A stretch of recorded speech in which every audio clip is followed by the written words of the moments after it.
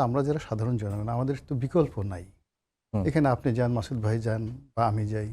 আমরা যত ভালো কথাই বলি না কেন, জনগণ তো আমাদেরকে দেখার জন্য, তারেক রহমান সাহেবকে দেখার জন্য যত লোক আসেন, মানে তার কোটি ভাগের লক্ষ ভাগের এক ভাগও আমাদের কাছে আসবে না।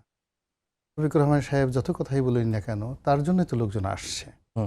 তো এই সময়টাতে কত মানুষ কতভাবে চেষ্টা করছে, ফলে মানে তাদের হাতে দেশটা নিরাপদ।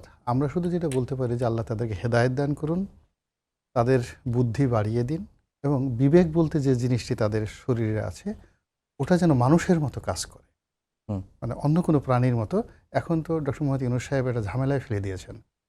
উনি সকল প্রাণীকে একই গোত্রভুক্ত করে ফেলেছেন। আমরাও প্রাণী, পশুও প্রাণী, কোনো ভেদাভেদ নেই। কাজেই আমি মনে করি যে সরকার আর রাষ্ট্র আমাদেরকে যতই সমতা আনার চেষ্টা করুক না কেন, মানুষ মানুষই।